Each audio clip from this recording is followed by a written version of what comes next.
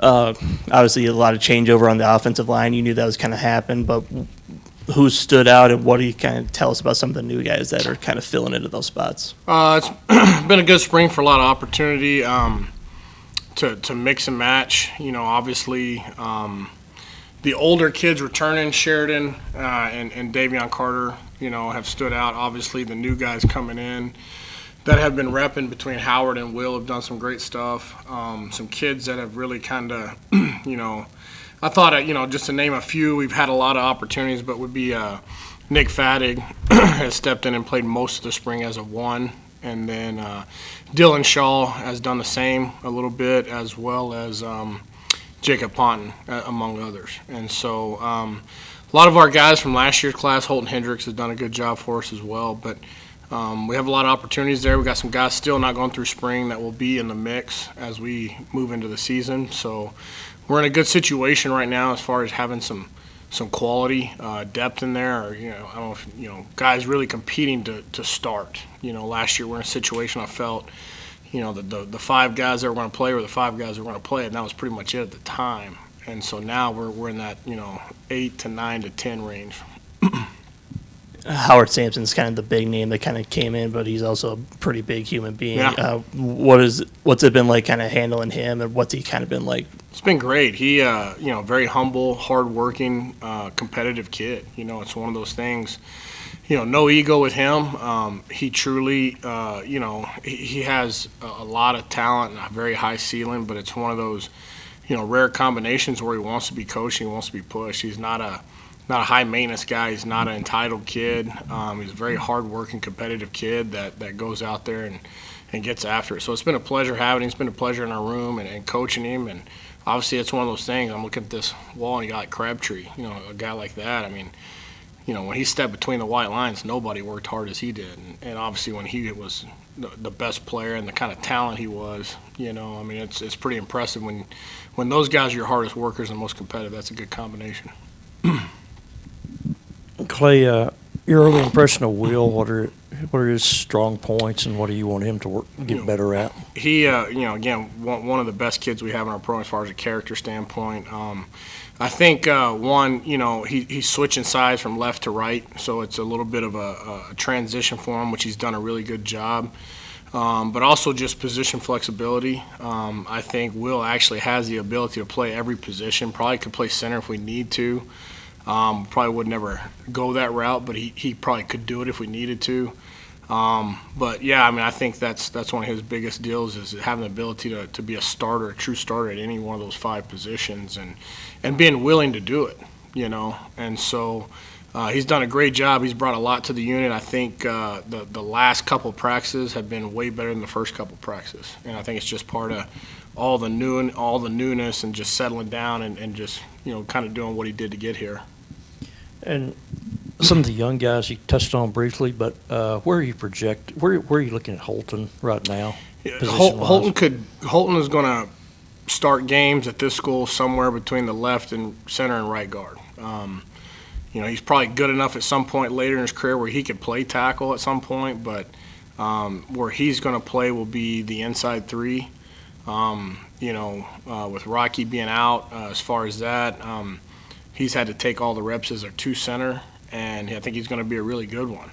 But I also think he has the ability that, he could compete at any one of those three spots, and it's not going to affect him. And could you give us, you mentioned Dylan Shaw, kind of where you're looking at him right now, and I don't think, did you mention Danny Seal? Is he with you right now? Danny's another one. So Dylan is bounced between both guard positions. Has done a really good job. Like his, his highs are really good. When he does it right, he's as good as anybody out there. And so consistency as he continues to work will be his deal. And then Danny's done both. Danny's bounced. I really think that Danny's best position is tackle. But he has the ability to be a combo guy, and he's bounced in and out, and I think he's done a really good job handling that. Naturally, I think, though, his best spot is playing outside on the tackle. But he's getting to play, and that's what I've told all these guys. Mistake that we made last year is we kind of pigeonholed them into one spot throughout the spring and fall camp. Then we get into season and, trying to find a way to get our best 5 combination out there at any given time, was a combination of just moving guys all the time around positions, and it didn't work very well for us. And so, one mistake that we weren't going to make this spring is, we put some chaos in there and some conflict, and, for the most part, every one of those kids has repped out of position somewhere. And I think, one, it's helping them become a better football player in general.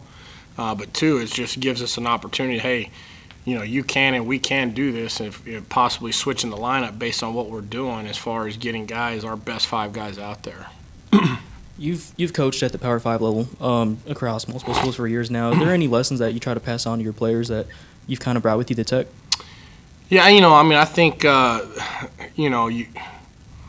you pick things up every year and you grow, and it's one of those things when I was Garrett's age, sitting up here at the same age, you think you know everything. I definitely thought I was a guy that, I should be a head coach at 27 years old, and then you look up 43 and you've learned so much between that time period. And, the biggest thing I think is obviously we have a very strong culture here. Coach McGuire does an unbelievable job of setting the standard of how we want this program ran, and you hammer home every day, the importance of doing it exactly how the program demands you to do it, and total buy-in.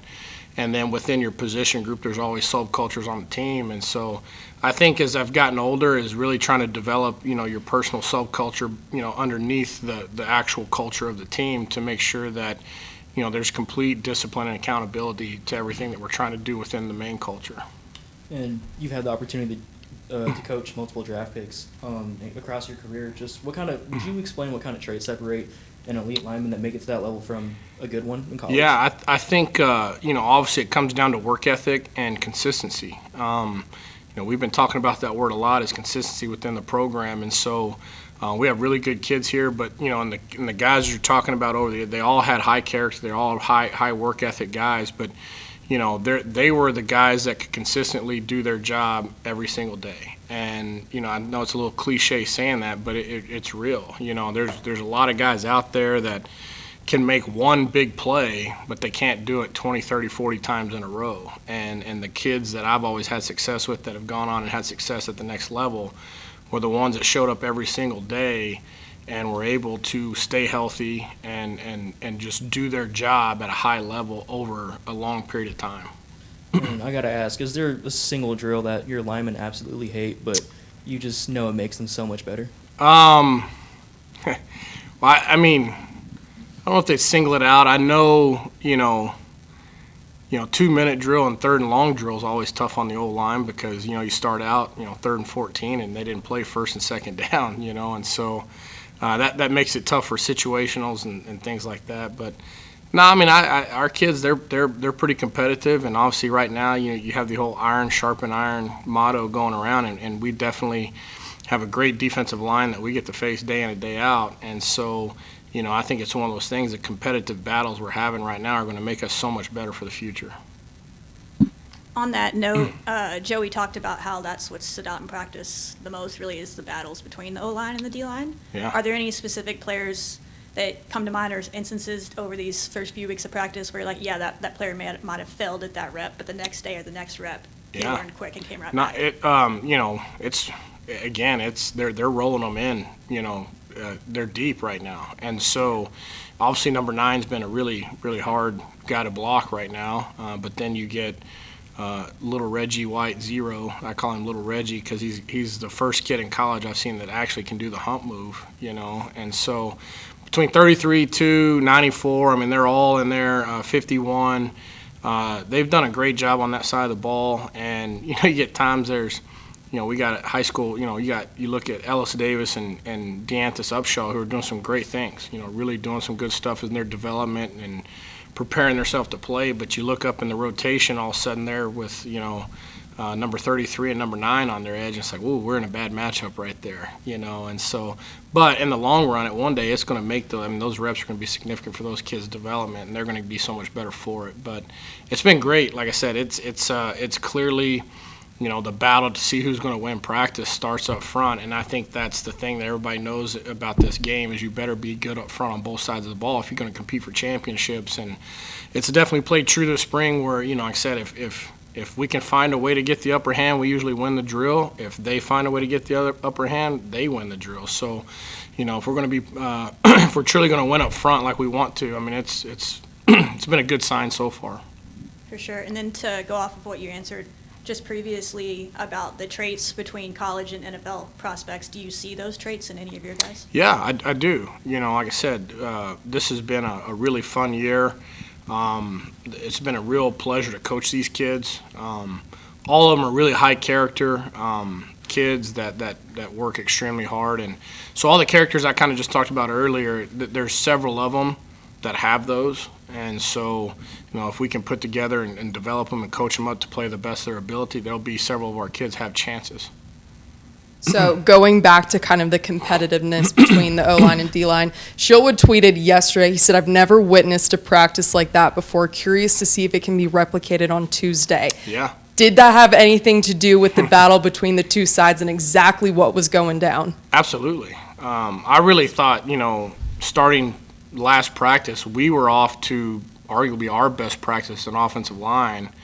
And, kind of you can't get complacent from any second right now because, again, I thought it was the best where we were at, and then all of a sudden we hit a point of practice where the momentum just completely flipped. And we couldn't block them. And that's a drill that we've typically won around here. And, like I said, I don't really pay attention too much to it, but, I mean, it was those guys on the other side of the ball really dominated the drill, and you could see, and that's why they won. And then, two, just the energy, like what Coach is talking about, Coach Wood, is, I mean, when we won it a couple weeks ago or last Saturday, I mean, the energy on our side was unbelievable. And to see them have the same exact energy, and it's been fun to see. Like I said, it's one of those things. It's as competitive of a spring ball as I've ever been a part of.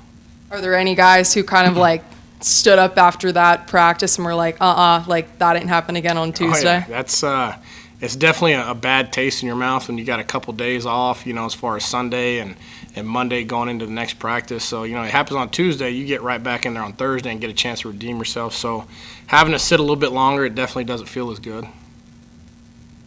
Anything else? Go I ahead. just want to clarify, when you said you're comparing Reggie White's, Reggie White, you're talking about Skyler, number 0. Yeah, he. You don't see it much, and obviously I'm not saying he's Reggie White, or anything like that, but the move that Reggie White used, that he became famous for, I've seen it happen a couple times, and you see our guys on one leg trying to defend it and fight it off. He hadn't quite dumped anybody on their head yet, but he's close to it, and so he's a little spark plug in there, and he's tough, and he's given us a lot of problems so far.